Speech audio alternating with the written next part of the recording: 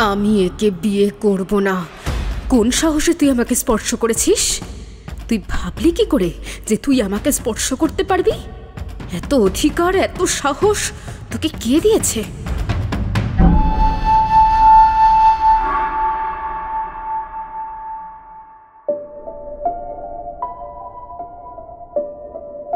পিশাচকে খতম করা কি এতই সহজ? কি মনে হয় আপনার? গ্রামের অভিমুখে থাকা জঙ্গলে রয়েছে একাধিক আলোড়িত সত্য, যার সাথে মোকাবিলার কাজ খুবই কঠিন। সাধারণ মানুষের মনে সৃষ্টি হওয়া সেই ত্রাসকে কি খণ্ডন করতে পারবেন আমাদের ঠাকুরমশাই? শত শত নিরীহ মানুষগুলোর প্রাণ কি বাঁচাতে পারবেন তিনি? শুনতে থাকুন সঞ্চারী ভট্টাচার্যের কলমে তারানাথ তান্ত্রিক ও পৈশাচিক খিদে।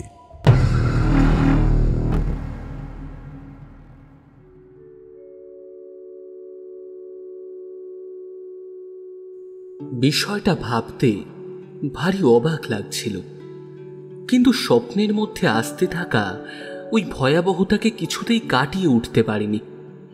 সর্বদাই মনে হতো কোনো একটা শক্তি যেন আমাকে তাড়া করে বেড়াচ্ছে, এক নাগাড়ে সেটি আমার পিছনে ধাওয়া করেই চলেছে। এই বিষয়ে কিশোরীকে একাধিকবার বোঝানোর চেষ্টা করা সত্ত্বেও যখন কোনো সুরাহা হলো না, তখন ভাবলাম তাহলে না হয় একবার ঠাকুরমশাইয়ের ভিটে থেকেই ঘুরে আসি। এই ভেবেই তারানাথের ভিটেতে যাওয়ার সিদ্ধান্ত নিয়েই ফেলেছিলাম। তবে সব সমস্যার সমাধান কি আর কপালে থাকে? কোথাও না কোথাও জট পাকিয়েই যাচ্ছিল। সে কথা ভেবেই কিছুটা পিছিয়ে আসার চেষ্টা করছিলাম, কিন্তু ওই কিশোরী বেটা ছাড়লে হয়। একবার সে ধরলে আর ছাড়বার নামই নিচ্ছিল না। বিষয়টা দেখা মাত্রই আমি ভীষণ ঘাবড়ে যাচ্ছিলাম। তবে আমার সব কথা শোনার সাথে সাথেই সে বলে উঠল, এসব বিষয় না হয় পরেই ভাবা যাবে, এখন চলো দেখি ঠাকুরমশাইয়ের ভিটে থেকে পায়ের ধুলো নিয়ে আসি। যদি সত্যি সত্যি এর একটা সুরাহা বের করা যায় তাহলে কিন্তু মন্দ হয় না।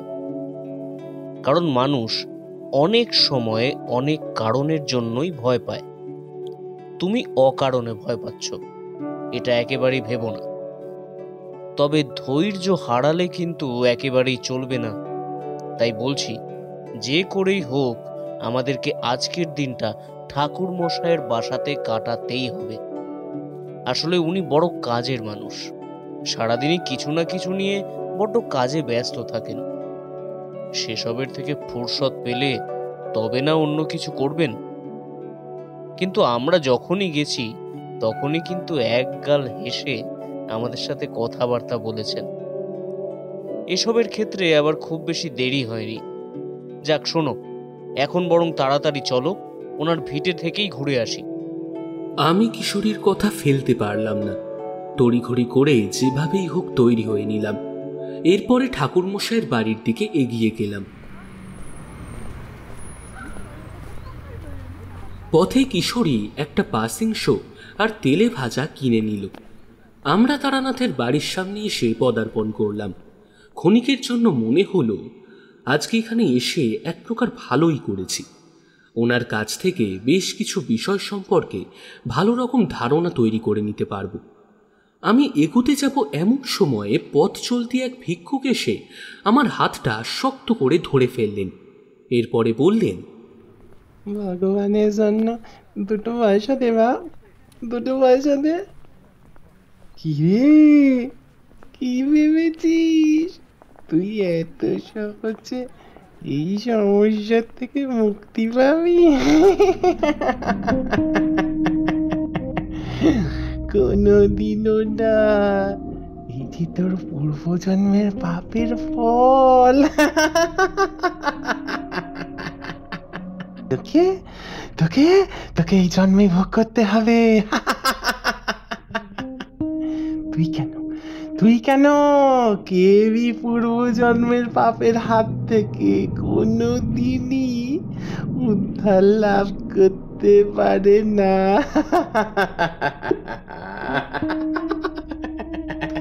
দে বাপ, দে 2টো পয়সা দে বাপ, দে ভগবানের নামে 2টো পয়সা দে বাপ। কথাগুলো বলা শেষ করেই ওই বয়স্ক ভদ্রলোকটি আমাদের সামনে দিয়ে হন হন করে হেঁটে চলে গেলেন।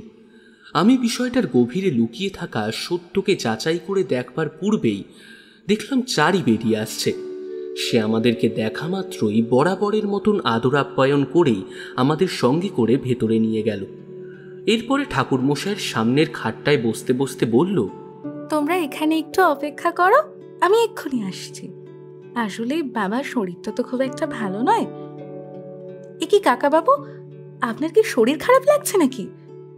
চারির সামনে নিজের শরীরের বিষয়ে আর কিছুই সেভাবে বলতে পারলাম না। জানতাম এর থেকে বেশি কিছু বললে সে দুশ্চিন্তা করতে পারে, তাই কোনো রকমে বিষয়গুলি থেকে এড়িয়ে যাওয়ার চেষ্টা করতে থাকলাম। এমন সময় চারি আমাকে উদ্দেশ্য করে বলল, কি জানি, এরপরেও জানি না কেন আপনাকে দেখে বড্ড দুশ্চিন্তাগ্রস্ত বলেই মনে হচ্ছে কোনো জটিল বিষয়ে আপনাকে এক নাগারে ভাবিয়েই চলেছে। কিন্তু সেই বিষয়টি ঠিক কি, এটা কি আপনি আন্দাজ করতে পেরেছেন? আমি চারিকে কিছুই বললাম না, বিষয়টিকে এড়িয়ে যাওয়ার ভান করলাম। এরপর তাকে উদ্দেশ্য করে আমি বললাম, ও কিছু নয়, তুমি খামোখায় বিষয়গুলোকে নিয়ে দুশ্চিন্তা করো না, আমি একেবারেই ঠিক হয়ে রয়েছি। তুমি বরং আমাদের জন্য একটু চা আর মুড়ি মাখার ব্যবস্থা করে দাও। চারির কাছে বিষয়টা জলের মতনই পরিষ্কার ছিল। সে আমাদেরকে আর কিছুই বলতে চাইল না, সোজা ঘরের ভেতর চলে গেল।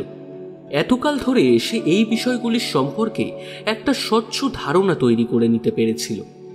তারানাথের সাথে থেকে থেকে তার মনটাও পারিপার্শ্বিক বিষয়গুলি বুঝতে শুরু করে দিয়েছিল, কিন্তু এসবের সাথে লড়াইতে অনেকটাই পিছিয়ে পড়েছিল সে।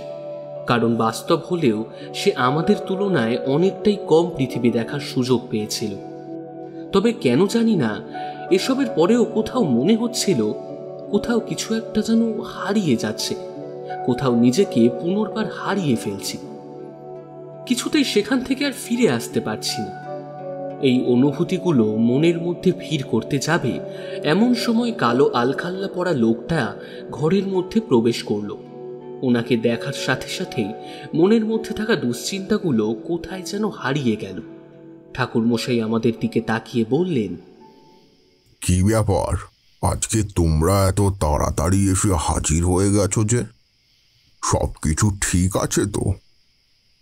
এ কি বিভূতি, তোমার মুখটা এমন শুকনো দেখাচ্ছে কেন?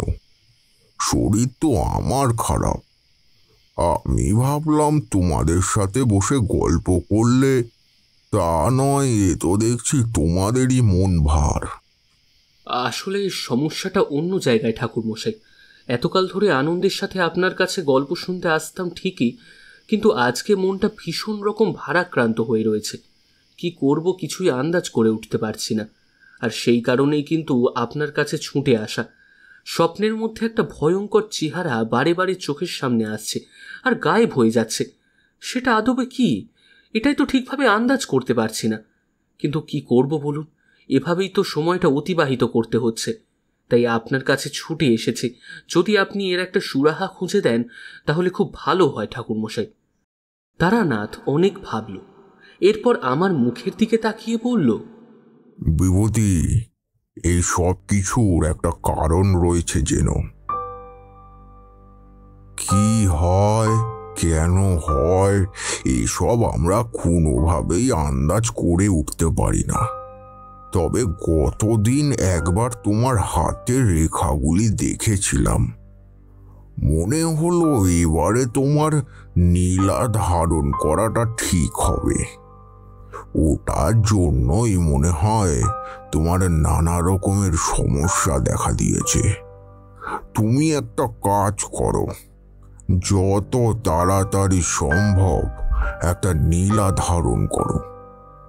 আমার মনে হয় সবটা ঠিক হয়ে যাবে। আর রইল বাকি তোমার মনের মধ্যে চলতে থাকা ভয়ের কথা। তাহলে সেই বিষয়ে একটা কথা বলতে পারি। এই কাহিনী বলতে পারো আমার নিজের চোখেই দেখা। আমি ছিলাম প্রত্যক্ষদর্শী। এরকম অনেক শক্তি রয়েছে যারা অজান্তে আমাদের উপরে আক্রমণ হানবার চেষ্টা করে, কেউ তাদেরকে আমাদের পিছনে লাগায়, যাতে আমাদের সুখী জীবনটা একেবারেই নষ্ট হয়ে যায়। সব সময় আমরা যাতে খারাপ থাকি, এটাই তারা মনস্থির করে আসেন, আর সেভাবেই কর্মপ্রণালীকে স্থায়ী রাখেন।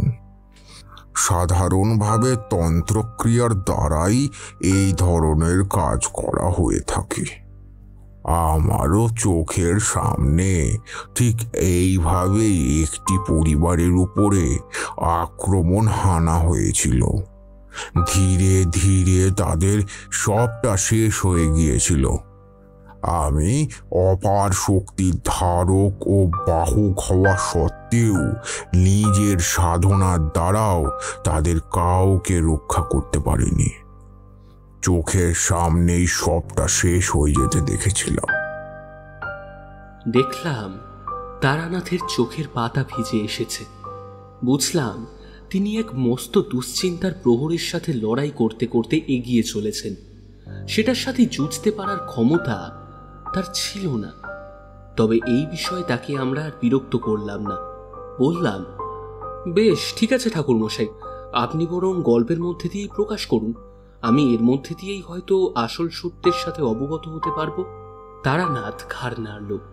এরপর মূল কাহিনীর গর্ভে সে প্রবেশ করল। আমরা অধীর আগ্রহে ওর কথাগুলো শুনতে থাকলাম।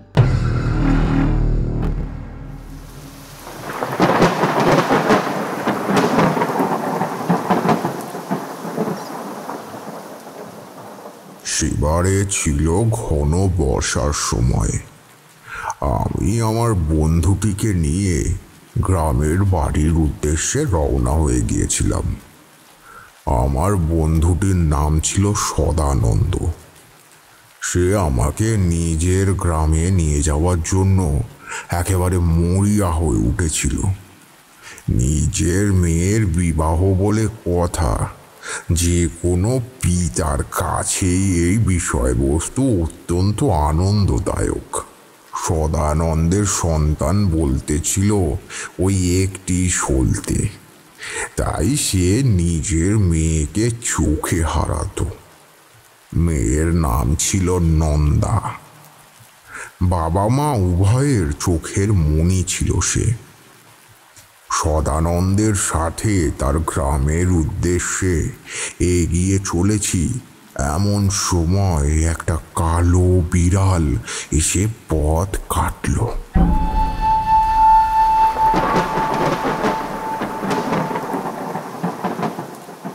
কালো বিড়ালের পথ কাটা একেবারেই ভালো নয়, বিশেষ করে কোনো শুভ কাজে যাওয়ার আগে তো একেবারেই নয়।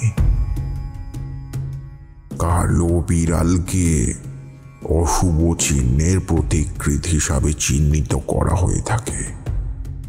সেই কারণেই এই বিড়ালের থেকে সর্বদা দূরে থাকাটাই শ্রেয়।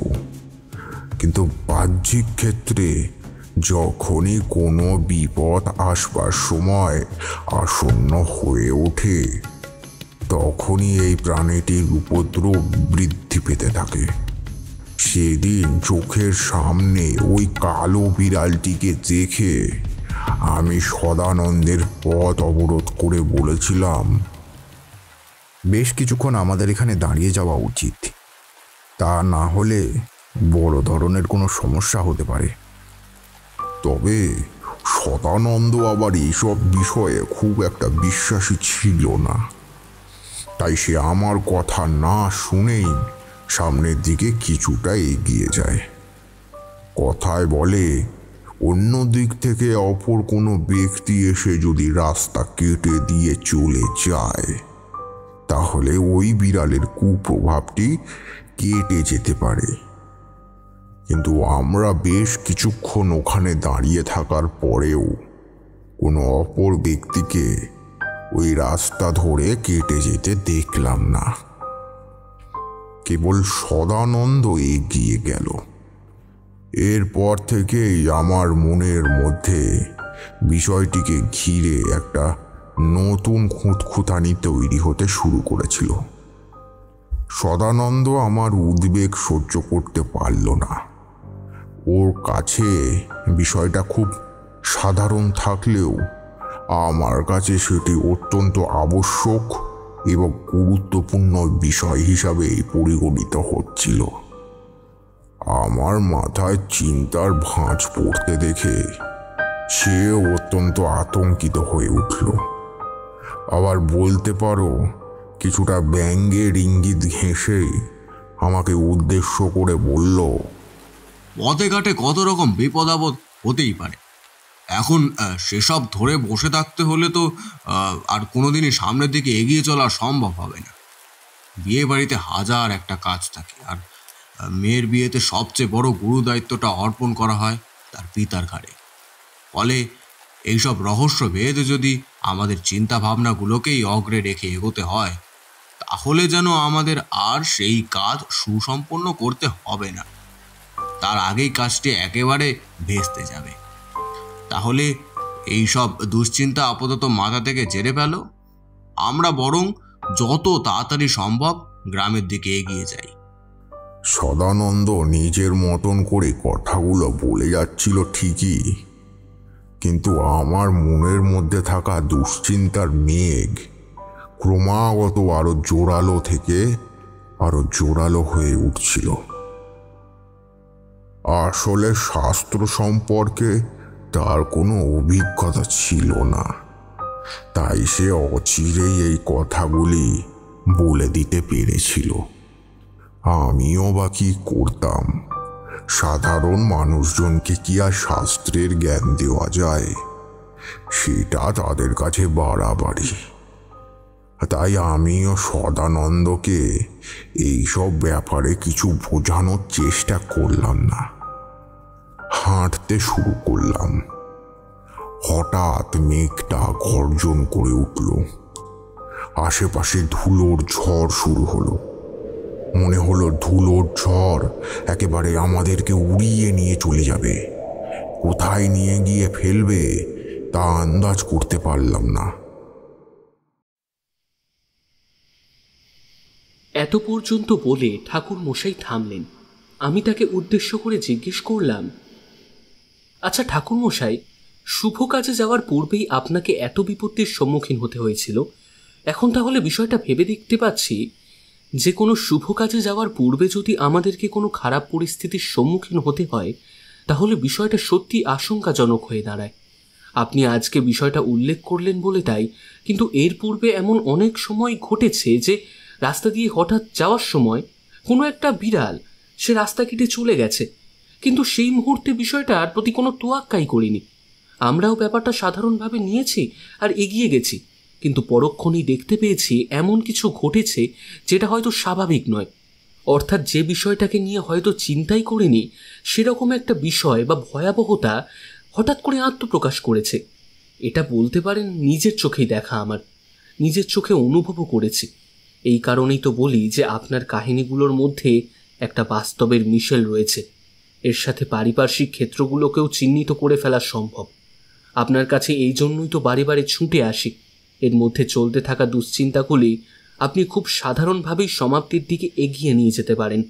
ঘটনাটি সম্পর্কে আন্দাজ করতে পারছি, তবে এই বিষয়ে এই মুহূর্তে মুখ না খোলাই শ্রেয়। আপনার কাছ থেকে বরং ঘটনার বৈচিত্র্যের কথা শুনতেই বেশি ভালো লাগবে। এরপরে কি বলছিলেন বলুন। ঠাকুর মশাই সহ ওখানে উপস্থিত সকলেই আমার কথাগুলো বেশ মনোযোগ সহকারে শুনছিলেন। এরপর ঠাকুর মশাই চপের প্যাকেট থেকে শেষ টুকরোটা তুলে নিয়ে মুখে পুড়ে দিয়ে চিবোতে চিবোতে বললেন, তুমি ঠিকই আন্দাজ করতে পেরেছ বিভূতি। বিষয়টা কিছুটা এইরকমই ছিল, তবে অজান্তে কালো শক্তি যে কারুর মধ্যে প্রবেশ করতে পারে সে বিষয়ে আমার পূর্বে কোনো ধারণা ছিল না।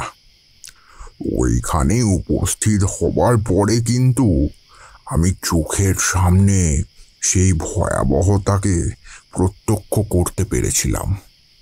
কিশোরী ঠাকুর মশাইকে উদ্দেশ্য করে জিজ্ঞেস করলো, কি ছিল সেই ভয়াবহতা ঠাকুর মশাই? সদানন্দের মেয়ে মানে নন্দার সাথে কি অদ্ভুত কিছু ঘটেছিল? নাকি ওই বিবাহের আসরেই এমন কোনো ঘটনা ঘটেছিল আপনাদের প্রত্যেককে একেবারে আচম্বিত করে তোলার জন্য যথেষ্ট ছিল? ঠাকুরমশাই পুনরায় বলতে শুরু করলেন।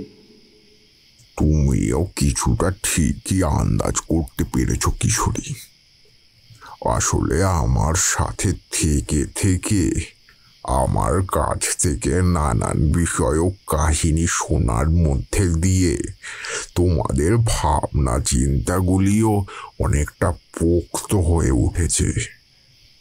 এই বিষয়ে তাহলে তোমাদেরকে কাহিনীটা শোনাতে পারলে আরো অনেকটাই আকর্ষণীয় হয়ে উঠতে পারে। যাক, এবার তাহলে তোমরা শুনতে থাকো।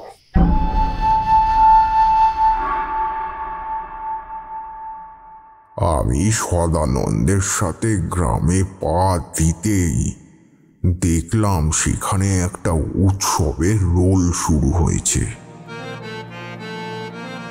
প্রতিটি মানুষের মনের মধ্যে একটা আনন্দ দানা বাঁধছে। আসলে গ্রামের পরিসরটা থাকে খুবই ছোট। ওই ক্ষুদ্র অঞ্চলের মধ্যে যদি কোনো অনুষ্ঠান বা আয়োজন শুরু হয়, তাহলে প্রতিটি মানুষের মনের মধ্যেই বিষয়টিকে নিয়ে এক আলাদা আনন্দ ও উন্মাদনা কাজ করতে থাকে। বলতে পারো গ্রামের মানুষের মধ্যে সদানন্দের মেয়ে নন্দার বিবাহের বিষয়টিকে নিয়ে এক আলাদা উন্মাদনার প্লাবন খেলে গিয়েছিল। কারণ সদানন্দের সাথে গ্রামের মোড়ল মশাইয়ের খুব ভালো হৃদ্যতা ছিল। গ্রামের মোড়ল হলধরবাবু সদানন্দকে নিজের ছেলের জায়গা থেকেই দেখতেন, কিন্তু পরবর্তীকালে এক আপসি ঝামেলার কারণে বলতে পারো হলধর বাবুর সাথে সদানন্দের সম্পর্ক বিচ্ছিন্ন হয়ে যায়। সদানন্দের সাথে হলধর বাবু নিজের মেয়ের বিবাহ দেবেন বলেছিলেন, কিন্তু সেই কাজ শেষ পর্যন্ত সম্পন্ন হতে পারেনি। কারণ সদানন্দের অন্য কাউকে পছন্দ ছিল। আর ঠিক এই কারণেই মোড়ল মশাইয়ের সাথে সদানন্দের যোগসূত্রটাও চিরকালের জন্য বিচ্ছিন্ন হয়ে যায়। তবে সদানন্দ এই বিষয়গুলিকে নিয়ে কোনো দিনও মাথা ঘামাতে চায়নি। পরবর্তীকালে সে নিজেই তার একটি ছোটখাটো ব্যবসা খুলে নিয়েছিল। সেখান থেকেই যা আয় হতো তার দ্বারাই দিব্যি তার সংসার চলে যাচ্ছিল। কিন্তু ওই একমাত্র মেয়ে নন্দার মুখের দিকে তাকিয়েই তাকে টাকা পয়সা সংরক্ষিত করে রাখতে হয়েছিল। শেষমেশ সেই দিন ছিল আসন্ন, যেদিন সে তার আদরের মেয়েটিকে এক অন্যের হাতে তুলে দিতে যাচ্ছিল। শুনলাম নন্দার নাকি নিজের স্বামীকে পছন্দ করে নিজেই বেছে নিয়েছিল। দুজনের মধ্যে ছিল বহুকালের প্রেম। তবে ওই গ্রামে থাকা একটা অভিশাপকে কেন্দ্র করে তারই পরিবারের এক আত্মীয় বেশ দুশ্চিন্তাগ্রস্ত হয়ে গিয়েছিল। ওই ব্যক্তিটির নাম ছিল সমীর। সমীরকে সবাই কাকা বলে সম্বোধন করে ডাকতেন। সমীর কাকা সম্পর্কে সদানন্দের আপনজন না হলেও ব্যবসার ক্ষেত্রে এই দুইয়ের মধ্যে এক সুসম্পর্ক স্থাপিত হয়েছিল। তাই সমীর বাবুও তার গোটা পরিবারকে নিয়েই সদানন্দের অনুষ্ঠানে সামিল হতে এসেছিলেন। আমাকে সেখানে দেখা মাত্রই সকলে বেশ চমকে উঠেছিল। আসলে সাধকের পোশাক পরিহিত কোনো ব্যক্তিকে দেখলে যেভাবে সাধারণ মানুষের মুখে এক ভয়ের আভাস খেলে যায়, সেদিনও ঠিক একইভাবে ওখানে উপস্থিত সকলকেই আমি চমকে উঠতে দেখেছিলাম। কিন্তু ওই অবস্থায় আমার সাধকের বেশ পরিবর্তন করা সম্ভব ছিল না। তার কারণ কিছুকাল আগেই আমি বেনারস থেকে এক বিশেষ দীক্ষায় দীক্ষিত হয়ে ফিরেছিলাম, আর ঠিক সেই কারণেই আমাকে সাধনার কাজ করে যেতে হচ্ছিল। সাধনা চলাকালীন ওই বস্ত্র ত্যাগ করা সম্ভব ছিল না, তাই আমাকে সেটি পরিধান করেই ওই অনুষ্ঠানে হাজির হতে হয়েছিল। তবে বিষয়টা যখন সকলের সামনে উল্লেখ করার সৌভাগ্য অর্জন করেছিলাম, তখন তাদের চোখে মুখের ভীতি অনেকটাই হ্রাসপ্রাপ্ত হয়েছিল বৈকি। সদানন্দ তার মেয়ে নন্দাকে ডেকে এনে আমার সাথে আলাপ করিয়ে দিয়েছিল। মেয়েটি ভারী মিষ্টি, স্বভাব, চরিত্র, গুণ সব দিক থেকে সে ছিল লক্ষ্মী মন্ত্র কন্যা।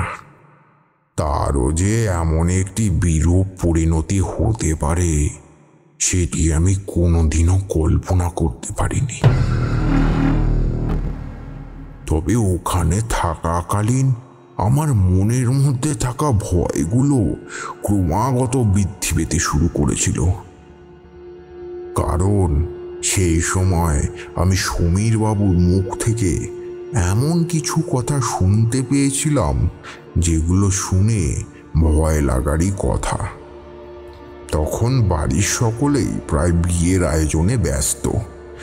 এমন সময় দেখলাম সমীর বাবু বাড়ির বাইরের চৌঘাটে বসে দুশ্চিন্তাগ্রস্ত হয়ে আকাশের দিকে তাকিয়ে বিড়বিড় করে চলেছেন।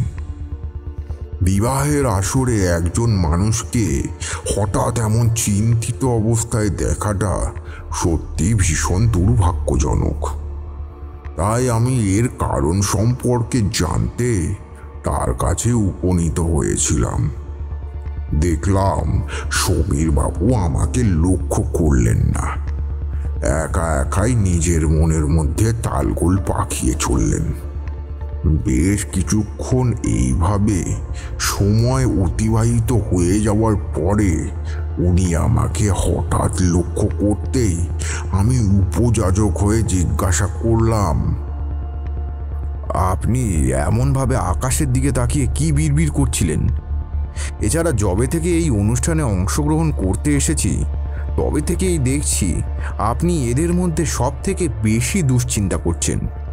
মেয়ের বাবারও বোধহয় এত দুশ্চিন্তা নেই যতটা দুশ্চিন্তা রয়েছে আপনার। কেন বলতে পারেন? কোন বিষয়টি নিয়ে আপনি এতটা চিন্তাগ্রস্ত হয়ে রয়েছেন?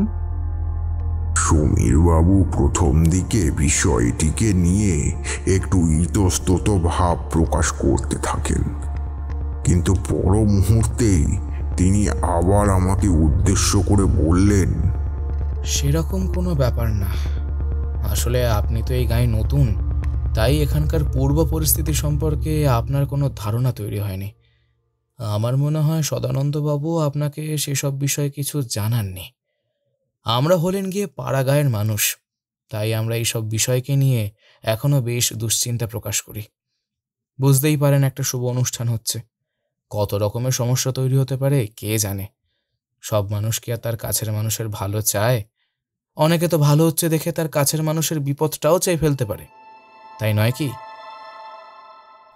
আমি সমীর বাবুর কথার ধাঁচগুলিকে ঠিকভাবে বুঝে উঠতে পারছিলাম না, তবে এটুকু বুঝতে পারছিলাম তিনি কোনো একটি বিষয়কে নিয়ে বেশ চিন্তিত হয়ে পড়েছেন, আর সেই চিন্তার রেখাগুলি তার কপালে অনেকটাই স্পষ্টভাবে ধরা দিয়েছে। আমি পুনরায় তাকে উদ্দেশ্য করে জিজ্ঞাসা করলাম, আপনি শুধু শুধু কথাগুলিকে অনেক বেশি জটিল করে আমার সামনে তুলে ধরছেন। তার চেয়ে ভালো হয় আপনি যদি একটু সহজভাবে বিষয়গুলিকে আমার সামনে তুলে ধরেন। আমি অনেক দিন ধরেই এই গ্রামে রয়েছি, যদিও শহরের সাথে ব্যবসায়িক ক্ষেত্রে আমার একটা সম্পর্ক রক্ষা করে চলতে হয়, তবে সদানন্দের সাথে আমার বহুদিনের সম্পর্ক স্থাপিত হয়েছে। এই ব্যবসায়িক ক্ষেত্রটিকে কেন্দ্র করে বলতে পারেন আমাদের দুই বন্ধুর মধ্যে একটা সুসম্পর্ক গড়ে উঠেছে। আমরা এখন শুধুমাত্র ব্যবসা সূত্রে একে অপরকে চিনি তা নয়, পারিবারিক ক্ষেত্রেও আমাদের মধ্যে একটা শান্তি বলবৎ রয়েছে। তাই আমরা সর্বদাই একে অপরের সুখে দুঃখে থাকবার চেষ্টা করে থাকি। সদানন্দ আপনার প্রিয় পাত্র, তাই এই বিষয়টি হয়তো আপনিও জানেন যে সে ঈশ্বর কিংবা পিশাচ কোনো কিছুতেই সেইভাবে বিশ্বাস করতে চায় না। কিন্তু আমি শাস্ত্রের বিষয়টাকে একেবারেই এড়িয়ে যেতে পারি না, বিশেষ করে যেসব বিষয়গুলি সম্পর্কে সাধারণ মানুষের কৌতূহল আজও সমাপ্ত হতে পারেনি, এবং যে বিষয়গুলি আজও অজ্ঞাত থেকেও এই পৃথিবীর বুকে অদৃশ্যভাবে নিজের শরীর ভরিয়ে যাচ্ছে। সেগুলির শক্তি কিন্তু কোনো অংশেই ঈশ্বরের তুলনায় কম নয়। বলতে পারেন সেরকমই কোনো অদৃশ্য শক্তির কথা ভেবেই আমি ক্রমাগতভাবে ভয়ের উদ্রেক তৈরি করতে বাধ্য হচ্ছি। এই গ্রামে একটা পৌরাণিক অভিশাপ রয়েছে। এখানে মানুষ মানুষের ক্ষতি চায়। জানি না এটা পূর্ব অনুসৃত কিনা, কিংবা এখানকার আবহাওয়ার মধ্যেই এমন বিশ্বাসঘাতকতার রেশ তৈরি হয়েছে কিনা, তবে মানুষেরা এমনটা প্রায় করেই থাকে। সদানন্দের এমন অনেক শত্রু রয়েছে। সে একা গ্রাম পঞ্চায়েতের সাথে লড়াই করে জয়লাভ করেছিল এবং তারপরেই এই ব্যবসা দাঁড় করিয়েছিল। তাই কোথাও না কোথাও তার একাধিক শত্রু গড়ে উঠেছে। এখন প্রশ্ন হচ্ছে, এই সকল শত্রুপক্ষের হাত থেকে সে কিভাবে নিজেকে রক্ষা করতে পারবে? কারণ বিষয়টা একেবারেই সাদামাটা নয়। বিবাহের সময় নানান কারণের নানান প্রকার উপদ্রব সৃষ্টি হতে পারে। যদি সত্যি সত্যিই সদানন্দের শত্রুর সংখ্যা বেড়ে গিয়ে থাকে, তাহলে কেউ না কেউ এই সময় তার উপরে সজোরে আঘাত আনবার চেষ্টা করবেই, আর তার প্রভাবেই অনেকটা ক্ষতিগ্রস্ত হতে পারে সদানন্দ। কিন্তু কে এমনটা করবে সেটা আমি কোনোভাবেই আন্দাজ করতে পারছি না। কিন্তু মনের মধ্যে একটা আশঙ্কার মেঘ তৈরি হয়ে চলেছে। বিবাহের সময় যতটা এগিয়ে আসছে, বলতে পারেন এই মেঘ ক্রমাগতভাবে তত বেশি পরিমাণে ঘনীভূত হচ্ছে। আমি অনেকবারই সদানন্দকে সাবধানতা অবলম্বন করতে বলেছি, কিন্তু আপনি তো জানেন সে কেমন। এত সহজে কি সে আমার কথা বিশ্বাস করবে? সে যে এই সব কিছুতে বিশ্বাসই করে না। সমীর বাবু এত পর্যন্ত বলে থামলেন। এরপরে দেখলাম সদানন্দ হঠাৎ এসে উপস্থিত হয়েছে। সে আমাদের দুজনকে উদ্দেশ্য করে বলল, আরে বাবা, আমাদের বিয়ের আসরে যেতে হবে যে। ওখানে যে সকলে আমাদের জন্য অপেক্ষা করছে। বিবাহের কাজ এবার আরম্ভ হবে। পুরোহিত মশাই চলে এসেছেন। লগ্ন পেরিয়ে গেলে সমস্যা হয়ে যাবে। এমনিতেই আজকে আমাবস্যা, আর কোনো বিয়ের শুভ দিন পাবো না বলে আজকের দিনটা মেয়ের বিবাহের কাজ সম্পন্ন করতে হচ্ছে। কিন্তু আমার স্ত্রী আমাকে বলেছিল যে অন্য কোনো দিন যদি এই বিবাহের কাজ সম্পন্ন করা যেত, তাহলে বিপদগুলোকে কিছুটা এড়িয়ে চলা সম্ভব হতো। তবে তোমরা তো জানোই আমি এসব বিষয়ে খুব একটা বিশ্বাস করি না। তাই আমি ওর কথা সেভাবে কান দেওয়ার প্রয়োজন অনুভব করিনি। দেখো, পূর্ণিমা, আমাবস্যা এসব কিছুই কিন্তু আমাদের শাস্ত্রের সৃষ্টি করা বিষয়বস্তু। আদেও এই দিনগুলো মনুষ্য জীবনের ক্ষেত্রে আলাদাভাবে প্রভাব বিস্তার করে কিনা এ বিষয়ে কিন্তু আমরা নির্দিষ্টভাবে কোনো বয়ান দিতে পারবো না। উপযুক্ত কোনো কথা এ প্রসঙ্গে বলা সম্ভব হবে না। তার চেয়ে ভালো এই সমস্ত কিছুকে ভুলে গিয়ে আমাদের বাস্তবের সাথে একটা সুসম্পর্ক স্থাপন করা উচিত হবে। নাও নাও, চলো। এইসব বলে অভিহিত করে কোনো লাভ নেই। তাড়াতাড়ি চলো। আমার চোখের সামনে একদিকে ছিল সমীর বাবুর ধ্যান ধারণা, আবার অপর পক্ষে ছিল সদানন্দের ভাবধারা। এই দুইয়ের মধ্যে আমি কোথাও যেন পৃষ্ঠ হয়ে চলেছিলাম। শেষমেশ অপেক্ষা না করে বিবাহের মণ্ডপে গিয়ে উপস্থিত হলাম। দেখলাম সাজসজ্জা সম্পূর্ণ হয়ে গিয়েছে। বিবাহ বাসরে কন্যা ও বরসহ বরপক্ষের সমস্ত লোকজন, আত্মীয় স্বজনেরা এসে উপস্থিত হয়েছেন। ঠিক এই মুহূর্তে সদানন্দ আমাকে উদ্দেশ্য করে বলল, মেয়েটাকে আজ কত ফুটফুটে দেখাচ্ছে। আমি কত কাল ধরে এই দিনটার জন্য অপেক্ষা করেছি।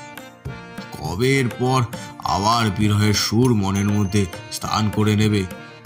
নিজের একমাত্র নয়নের মণিকে নিজের কাছ থেকে দূরে করে দিতে হচ্ছে, অথচ এটাকেই নাকি পিতার কর্তব্য বলে মনে করা।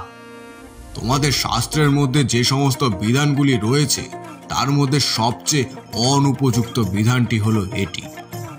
আমি তেমনটাই মনে করি।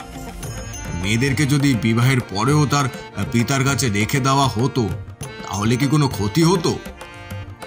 তাদের শুধু শুধু আরেকজনের হাতে তুলে দেওয়া হয়। সত্যি কি তারা পিতার মতন ভালোবাসা দিতে পারে? কখনোই না। তবুও শাস্ত্র মতে এই বিষয়গুলোকেই আমাদের নিয়মিত পর্যায়ে পালন করে যেতে হচ্ছে। কি আর করা যাবে? দেখলাম সদানন্দ চোখ মুছছে। এমন সময় ঘটে গেল একটি ভয়ঙ্কর দুর্ঘটনা। এটির বিষয়ে কেউ পূর্বে আন্দাজি করতে পারেনি। বিবাহের কাজ সম্পন্ন হওয়ার দরুন মাল্যদানের ক্রিয়া চলাকালীন পুরোহিত মশাই নন্দাকে উদ্দেশ্য করে বললেন, নাও মা, তুমি এবার তোমার হাতে থাকা মালাটা তোমার বরের গলায় পরিয়ে দাও। এভাবে তোমরা 3 বার একে অপরের গলায় মালা পরাবে, আর তারপর 7 পাক ঘুরবে। ঠিক আছে? আমি যে মন্ত্রগুলো পাঠ করব সেই মন্ত্রগুলি তোমরা আওড়াতে থাকবে এবং একটি করে পাক নিতে থাকবে। যতক্ষণ না পর্যন্ত আমি তোমাদেরকে থামতে বলছি ততক্ষণ পর্যন্ত এইভাবেই ঘুরতে থাকবে। বিষয়টিকে কিন্তু মাঝপথে স্থগিত করলে অকল্যাণ হতে পারে। তোমাদেরকে যে কথাগুলো বললাম সেগুলো ভালোভাবে স্মরণ রেখো। নাও, এবার ক্রিয়া আরম্ভ করো।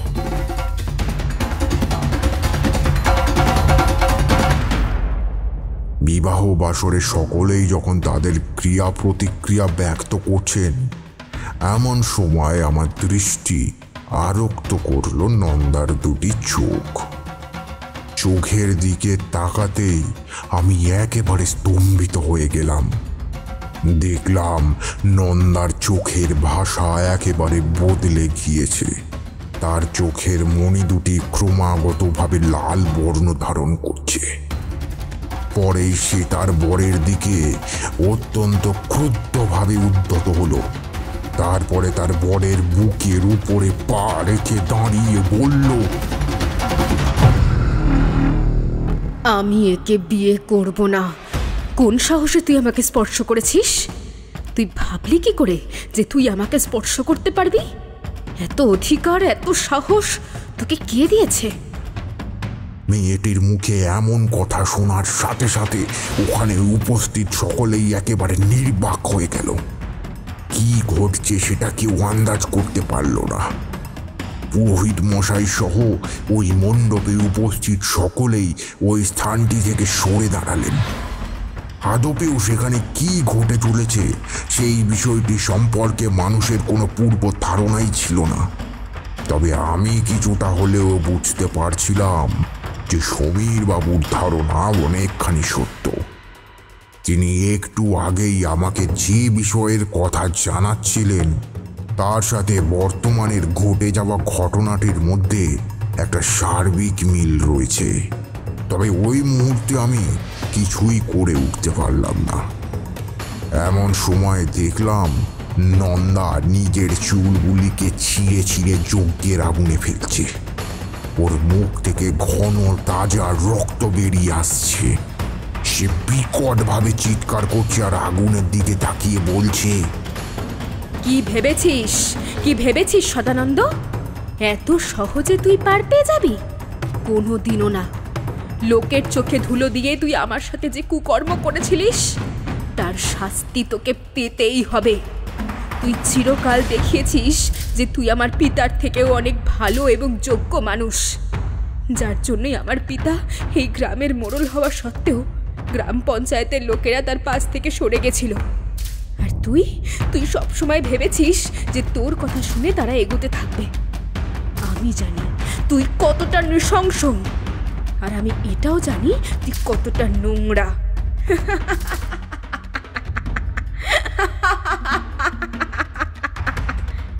কোনোভাবেই আমি তোকে নিস্তার পেতে দেব না। তুই কি ভাবলি পূর্বের করা পাপ আর কোনোদিন তোর জীবনে ফিরে আসবে না?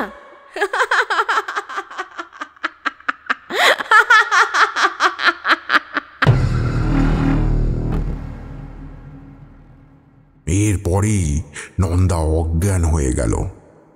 ওখানে উপস্থিত লোকজন তাকে ধরে নিয়ে গেল। সদানন্দ এতক্ষণ বিষয়টা চুপ করে অনুধাবন করছিল।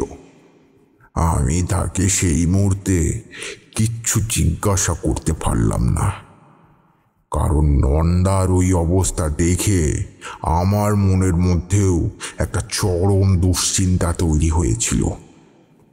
সময়ের মধ্যে বিয়ে না দিতে পারলে মেয়েটা লগ্নভ্রষ্টা হয়ে যাবে এ কথা জানা সত্ত্বেও সেই মুহূর্তে ওখানে উপস্থিত কেউই কোনোভাবে সাহায্য করতে এগিয়ে এলো না। নন্দার হবু বর দীনেশও চুপচাপ এই বিষয়টা প্রত্যক্ষ করতে লাগলো। দেখলাম সে কান্নায় একেবারে ভেঙে পড়েছে। সেখানে উপস্থিত আর কারোর কাছে না গিয়ে সরাসরি আমার কাছে এসে উপস্থিত হলো। আমার পা ধরে বলতে শুরু করলো, আমি নন্দাকে ভীষণ ভালোবাসি বাবা, দয়া করে ওকে বাঁচান। আমি কোনোভাবেই ওকে হারিয়ে ফেলতে চাই না। ওর কিছু হয়ে গেলে আমি জীবিত থাকতে পারবো না। আজ একটা দুটো না, 8 বছর ধরে আমরা প্রণয়ের সম্পর্কে লিপ্ত। অনেক ঝড় ঝাপটার পরে দুই পরিবার আমাদের বিয়েটা মেনে নিতে চেয়েছিল, কিন্তু আজকে যা হলো এরপরে আমি জানি না আর কোনো দিন আমি নন্দাকে ফিরে পাবো কিনা। দয়া করে আপনি আমাকে রক্ষা করুন, করুন না বাবা, দয়া করুন। কথাগুলি বলতে বলতেই অঝরে কাঁদতে লাগলো দীনেশ। আমি ওর কথা শুনছিলাম ঠিকই, তবে আমার দৃষ্টি ছিল সদানন্দের দিকে। সমীর বাবুকে এই বিষয়ে কিছু বলতে যাব, তার পূর্বে দেখলাম তিনি সুযোগ বুঝে ওই অঞ্চল থেকে সরে পড়েছেন। সদানন্দের দিকে এগিয়ে যাব এমন সময় দেখলাম সেও কোনো একটা সাধারণ বিষয়ে ছুতো করে ওই জায়গা থেকে সরে গেল। সামনে পড়ে রইল কেবল দীনেশ। আমি তাকে তুলে দাঁড় করালাম। এরপরে বললাম, আমার নিজের এতকালের বন্ধু সদানন্দ, সেই ছোটবেলা থেকেই আমি তাকে চিনি। অথচ দেখো, তাকে ঘিরে এত রহস্যজনক কিছু যে থাকতে পারে এই বিষয়টি সম্পর্কে আমার কোনো পূর্বে ধারণাই ছিল না। কিন্তু কী বা করতাম, সে তো আমাকে এইসব ব্যাপারে কোনোদিন আগে কিছু জানাইনি। অজ্ঞাত পরিচয় ব্যক্তি হিসেবে আমাকে নিজের জীবনে পরিচয় দিয়ে গেছে, অথচ সকলের সামনে এমনটা দেখিয়েছে যেন আমার সাথে তার কত ঘনিষ্ঠ সম্পর্ক। তবে আজ এই মণ্ডপে দাঁড়িয়ে আমি চাক্ষুষ যে বিষয়টি অবলোকন করলাম, তারপরে সত্যিই আমার নিজের প্রতি ঘৃণা তৈরি হয়েছে। কোনো পিতা এমন সত্যকে কেন লুকিয়ে যাবে যার দ্বারা পরবর্তীতে তার সন্তানের উপরে কুপ্রভাব পড়তে পারে?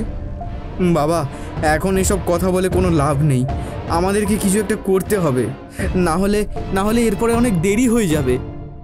আমি দীনেশকে উদ্দেশ্য করে বললাম, আমার কাছে যেটুকু ক্ষমতা রয়েছে তার দ্বারা আমি একটি যজ্ঞের আয়োজন করতে পারি। তবে সেই যজ্ঞ এখানে স্থায়ী হবে না, সেটি করতে হবে শ্মশানে। সেই যজ্ঞের মধ্যে দিয়ে আমি কিছু মন্ত্রপাঠের দ্বারা পূর্বে ঘটে যাওয়া ঘটনাগুলির রেশ সম্পর্কে আন্দাজ করতে পারবো। এই জন্য আমার প্রয়োজন বেশ কিছু জিনিসের, যেমন একটা ছাগলের মাথা, কিছু রক্ত, সেটি মানুষ বা কোনো পশুরও হতে পারে। এই দুটি জিনিস তোমাকে জোগাড় করে নিয়ে আসতে হবে। এরপরে আমি যজ্ঞ শুরু করব। তার মধ্যে দিয়েই গোটা বিষয়টা পরিষ্কার হয়ে যাবে। তুমি চাইলে আমার সাথে থাকতে পারো, কোনো অসুবিধা নেই। তবে আমি একটা পরীক্ষা তৈরি করে দেবো, তুমি সেটির বাইরে বেরোতে পারবে না। কথাটা মনে রেখো, পরীক্ষার বাইরে বেরোলে কিন্তু ভয়ঙ্কর আত্মারা তোমার উপরে প্রভাব বিস্তার করবে, এমনকি তোমায় শেষও করে ফেলতে পারে। দীনেশ আমার কথায় রাজি হয়ে গেল। পরে আমি তাকে সঙ্গে নিয়ে শ্মশানের উদ্দেশ্যে ধাবিত হয়ে গেলাম। সেখানে সারা দিন ধরে আমি যজ্ঞের আয়োজন করতে লাগলাম, আর দীনেশ মানুষের রক্ত ও একটি ছাগলের মাথা খুঁজতে এদিকে সেদিকে ঘুরে বেড়াতে লাগলো।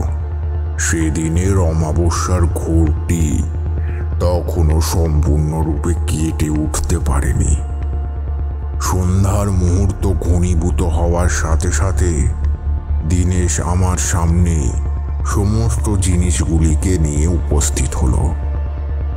সে ওই জিনিসগুলিকে আমার হাতে দেওয়ার সাথে সাথে আমি এক বিশেষ চিহ্ন অঙ্কন করে একটা গোলাকৃতি ক্ষেত্র তৈরি করলাম, আর চারিপাশে রক্তের ফোঁটাগুলিকে ফেলতে শুরু করলাম। এরপরে ওই গোলাকৃতি কুণ্ডের একেবারে মধ্যিখানে ছাগলের মাথাটিকে রেখে দিলাম। তারপর বসলাম যজ্ঞতে। যজ্ঞের আগুনে ক্রমাগত ঘি দিতে থাকলাম। ওম হিম ক্লিম চামুন্ডায় বিজয়, ওম হিম ক্লিম চামুন্ডায় বিজয়, ওম হিম ক্লিম চামুন্ডায় বিজয়, ওম হিম ক্লিম চামুন্ডায় বিজয়, ওম হিম ক্লিম চামুন্ডায় বিজয়। ক্রমাগত এই মন্ত্রের পাঠ চলতেই থাকলো। এমন সময় চোখ বন্ধ করে আমি অতীতের গর্ভে গোটা রহস্যটিকে হাতড়ানোর চেষ্টা করতে থাকলাম। চোখের সামনে ফুটে উঠল এমন একটি ঘটনা যেটিকে দেখবার মাত্র আমি একেবারে চমকে উঠলাম। দেখতে পেলাম আমার বন্ধু সদানন্দ তখন অনেকটাই কম বয়স্ক। গ্রাম পঞ্চায়েতে প্রবেশ করার জন্য একেবারে উঠে পড়ে লেগেছে। ওইখানে গিয়ে যাতে কোনো পদ পাওয়া যায় এবং সেটি খুব সহজেই মোড়ল মশাইকে আশ্রয় করে দাবি করে নেওয়া যায়, সেই আশাতেই সে এতকাল পঞ্চায়েতের তাবেদারি করে গিয়েছে। পঞ্চায়েত প্রধান হলদর মশাইয়ের একটি মেয়ে ছিল, যার নাম রত্না। মেয়েটি দেখতে ছিল ভারী চমৎকার। দেখলাম হলধর বাবু তার মেয়ে রত্নার সাথে সদানন্দের পরিচয় করিয়ে দিলেন। পরে রত্নাকে উদ্দেশ্য করে বললেন, এই ছেলেটি অত্যন্ত ভালো ছেলে, মা কয়েকদিন আমাদের কাছেই থাকবে। আসলে আমি ওকে কয়েকটা কাজ বুঝিয়ে দিতে চাই। সেই কাজগুলি সঠিক সময় সমাপ্ত হয়ে গেলেই ও এখান থেকে চলে যাবে। তারপর সেই কাজ গুছিয়ে আবার ফিরে আসবে এই গ্রামে। তখন ওকে আমি গ্রাম পঞ্চায়েতের 5 জনের মধ্যে একজন করে নেব। তবে তার পূর্বে ওকে কাজ শিখতে হবে। শিখতে না পারলে ওই গ্রামকে এগিয়ে নিয়ে যেতে পারবে না। আমাদের গ্রামকে আমি সামাজিক, অর্থনৈতিক এবং সাম্প্রদায়িক স্তরের ক্ষেত্রে বাধামুক্ত করতে চাই। যত রকমের বাধা বিপত্তি আসছে সেই সব কিছুর কবল থেকে গ্রামকে রক্ষা করবার জন্য একজন বিচক্ষণ শিক্ষকের প্রয়োজন, এবং সেই স্বার্থে প্রয়োজন একজন শিক্ষার্থী। আমার বিশ্বাস সদানন্দ এই কাজ খুব ভালোভাবেই করতে পারবে। সে কিছুদিন এই কুটিরে থাকবে। চিন্তা করো না, বাড়িতে 2টো ঘর রয়েছে। সদানন্দের নিজের বলতে কেউ নেই। সে আমাকে নিজের পিতা মনে করে, তাই আমি ওকে গ্রামে অন্য কারুর বাড়িতে আশ্রয় নিতে দিলাম না, নিজের গৃহেই নিয়ে এলাম। তুমি আমার একমাত্র কন্যা, অত্যন্ত লক্ষ্মীমন্ত একজন মেয়েকে আমি পেয়েছিলাম। তাই আমার বিশ্বাস তুমি সদানন্দের অনাদর হতে দেবে না। একটা গুরুত্বপূর্ণ বিষয়ের কথা তোমাকে জানাতে চাই রত্না। আমি কিছুদিনের জন্য গ্রামের বাইরে যাব। জমিদারের সাথে কিছু কথা আছে। জমিদার এখন এই গায়ে থাকেন না। তিনি আবার কিসব বিলিতি আদব কায়দা আয়ত্ত করে বসে আছেন। তাই শহরের একটা ছাপ তার গায়ে পড়ে গিয়েছে। এখন সেই মানুষটার সাথে দেখা করতে গেলে আমাকে অনেক ঝুঁকি পোয়াতে হবে। ওখান থেকে ফিরতে ফিরতে 5-7 দিন দেরি হয়ে যেতে পারে। সদানন্দ ততদিন এখানেই থাকবে। তুমি সঠিকভাবে ওর দেখাশোনা করো, কেমন? হলধরবাবু অত পুরনো সংস্কারধর্মী মানুষ হওয়ার সত্ত্বেও তার মানসিকতা ছিল বেশ উন্নত। তিনি নিজের কন্যা সন্তানের উপরে সদানন্দের দেখাশোনার দায়িত্বভার অর্পণ করে চলে যেতে পেরেছিলেন। তিনি স্ত্রীকে বহুকাল পূর্বেই হারিয়ে ফেলেছিলেন। এক বিশেষ রোগে আক্রান্ত হয়ে তার স্ত্রী মারা গিয়েছিলেন। ফলে এই মেয়ে ছিল তার একমাত্র ভরসা। তিনি জমিদারের সাক্ষাৎ করবার জন্য গ্রাম ছেড়ে চলে গেলেন। এমনিতেই সদানন্দের সাথে রত্নার একটা বন্ধুত্বপূর্ণ সম্পর্ক গড়ে উঠেছিল। তবে এক বৃষ্টির রাতে যেদিন প্রচণ্ড জোরে বিদ্যুৎ চমকাচ্ছিল, সেদিন রত্নাকে চোখের সামনে দেখে সদানন্দ নিজেকে আর দাবিয়ে রাখতে পারেনি। সে তাকে ভোগ করবার তাগিদে এগিয়ে যায়। এই অসম্পূর্ণ তাগিদকে সম্পূর্ণ করবার অভিপ্রায় রত্নাও তার অনেক কাছাকাছি চলে আসতে বাধ্য হয়েছিল। তাদের মধ্যকার দূরত্ব সমাপ্ত হয়ে যায়। এরপরে মোড়লমশাই একদিন ফিরে আসেন, কিন্তু রত্না তার সাথে সদানন্দের ঘনিষ্ঠতার বিষয়টি সম্পর্কে পিতাকে কিছুই জানাতে চায় না। সদানন্দের সম্পর্কে জানতে পারলে যদি মোড়লমশাই বিরূপ প্রকৃতিস্থ হয়ে পড়েন, এই কথা ভেবেই রত্না সেদিন পিছিয়ে গিয়েছিল। সদানন্দ নিজেও এই ব্যাপারটা ভুলে যাচ্ছিল। নানান কাজের সাথে যুক্ত হয়ে পড়ায় এগুলিকে ভুলে যাওয়া তার পক্ষে খুব স্বাভাবিক হয়ে দাঁড়িয়েছিল। সে খুব ভালোভাবে পঞ্চায়েতের কাজগুলি আয়ত্ত করে নিয়েছিল। দূরের গ্রামে গিয়ে তাদের সাথে যোগসূত্র স্থাপন করে রাজনৈতিক এবং অর্থনৈতিক ক্ষেত্রে এক বিশেষ দাবিদারের পটভূমিকায় নিজের অস্তিত্বকে প্রমাণ করতে সক্ষম হয়েছিল সদানন্দ। এরপর গ্রামে ফিরে আসে সে। এই দূরতিক্রম্য দীর্ঘ সময়ের মধ্যে তার আলাপ হয়েছিল একটি মেয়ের সাথে। রচনার কথা সে প্রায় ভুলেই গিয়েছিল। তার সাথে ঘটে যাওয়া ওই রাতের ঘটনাটি সদানন্দের জীবনে তেমনভাবে প্রভাব ফেলতে পারেনি। যে মেয়েটিকে তার ভালো লাগতে শুরু করেছিল, সদানন্দ তার সাথেই বিয়ে করার সিদ্ধান্ত নিয়ে ফেলেছিল। এমনকি তারা লুকিয়ে বিয়ে করে এই গ্রামে এসে উপস্থিত হয়েছিল।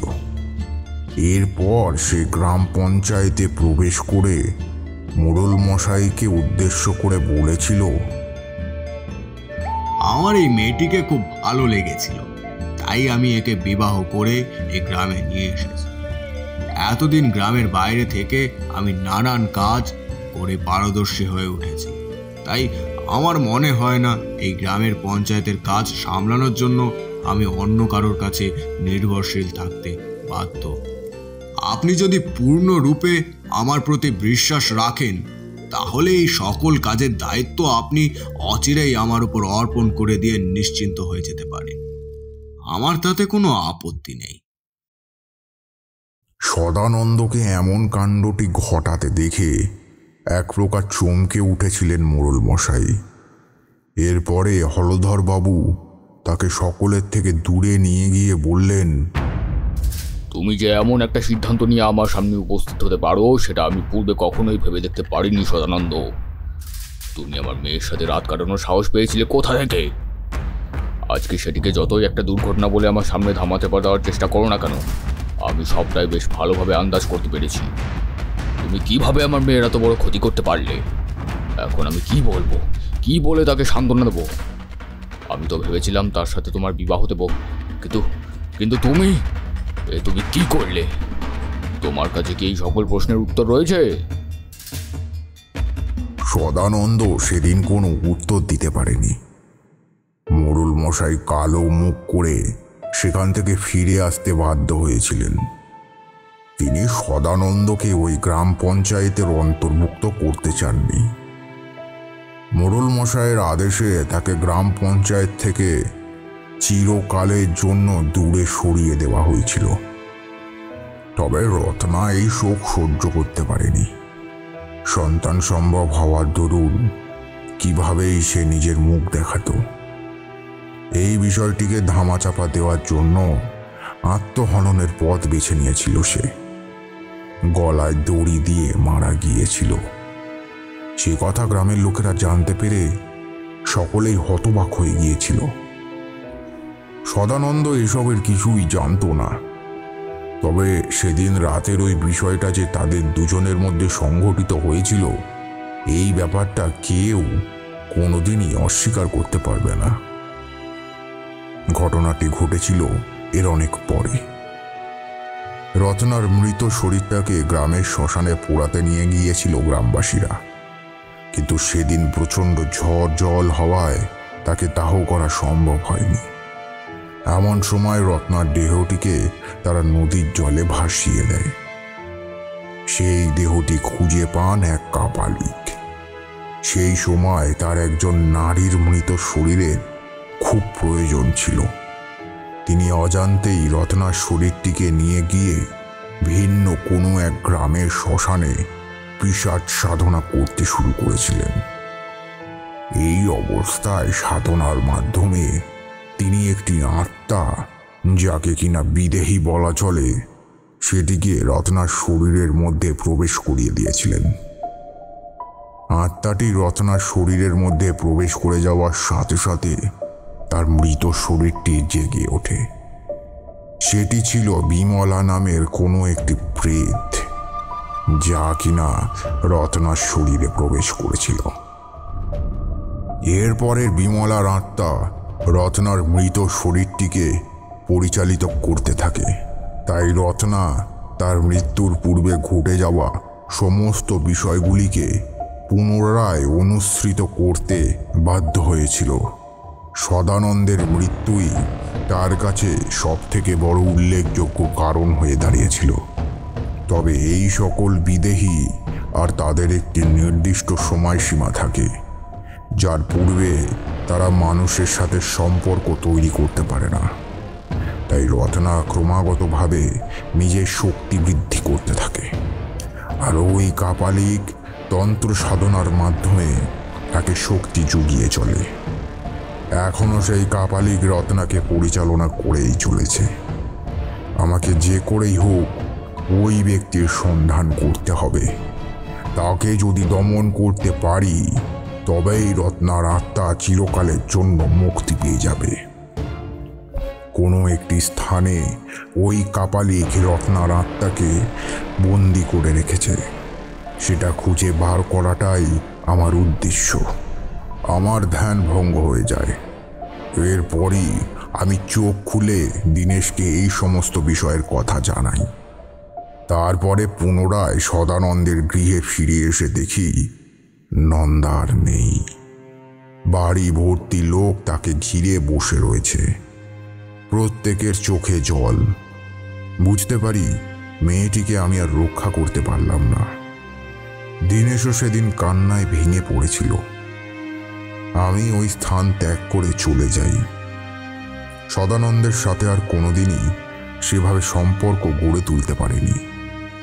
কাপালিকের অনুসন্ধান করেছিলাম ঠিকই, তবে কোনো গুপ্ত বিদ্যা অথবা মায়াবিদ্যার দ্বারাই যে ওই কাপালিক নিজেকে মায়াচ্ছন্ন করে রেখে দিয়েছে, পৃথিবীর গর্ভেই লুকায়িত রয়েছে তার উদ্দেশ্য, সেটি ভালোভাবেই সাধনার দ্বারা অনুধাবন করতে পেরেছিলাম।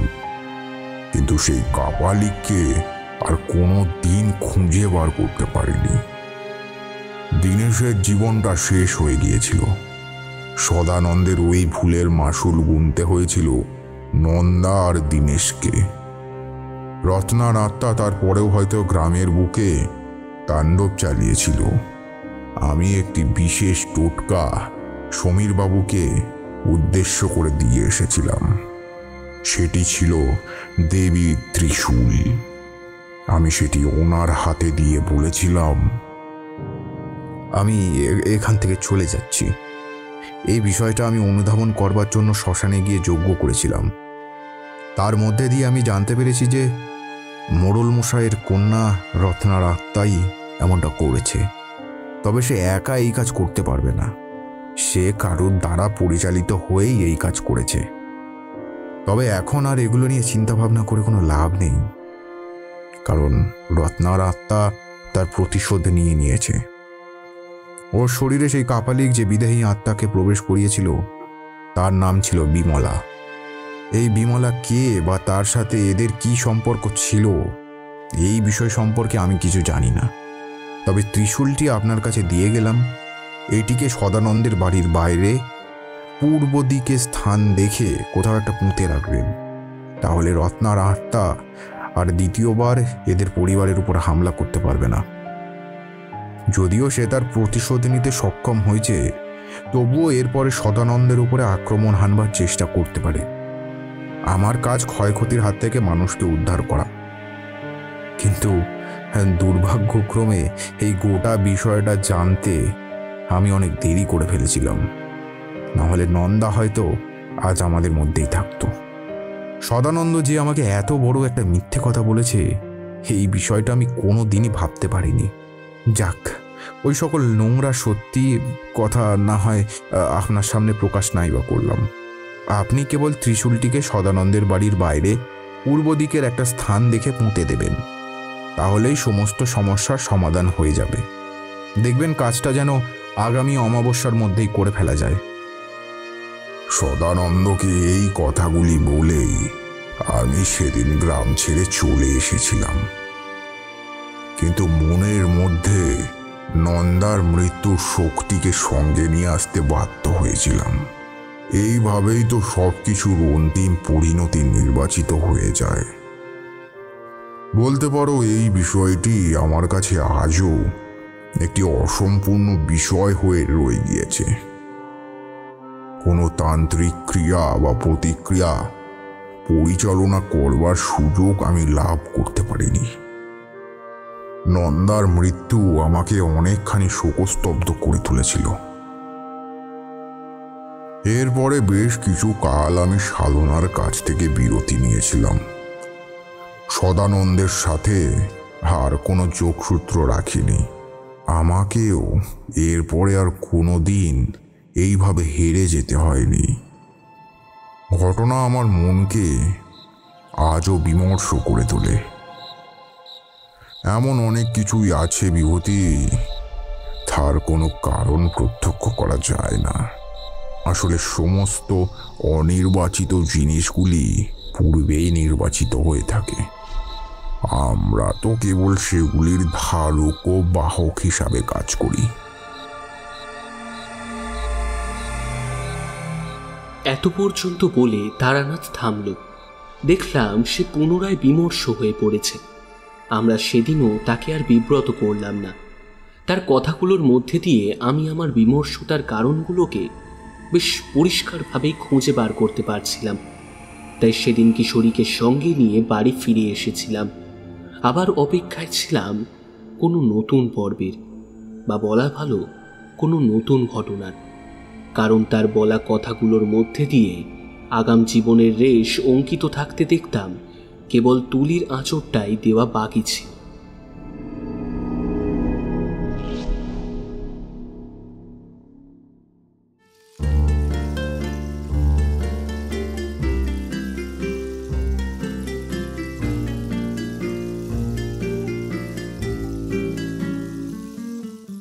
শুনছিলেন সঞ্চারী ভট্টাচার্যের কলমে তারানাথ তান্ত্রিক ও পৈশাচিক খিদে।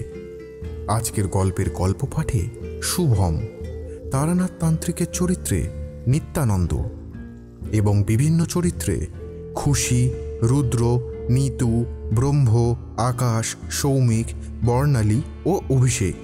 গল্পের নাট্যরূপ দান করেছেন পাপিয়া, শব্দগ্রহণ জয়া, ধ্বনি পরিকল্পনা ও আবহ সঙ্গীতে নিতু, প্রচার অলঙ্করণ পিয়ালি ও Ink Blaze Creations, recording studio Radha Gobinda records, সমগ্র পরিকল্পনা ও পরিচালনায় নিত্যানন্দ চক্রবর্তী। কেমন লাগলো আজকের গল্পটা? এখনও যদি রাতের বৈঠকখানাকে সাবস্ক্রাইব না করে থাকেন তাহলে এখনই সাবস্ক্রাইব করে দিন, আর কমেন্ট বক্সে জানান কেমন লাগলো আজকের গল্পটা।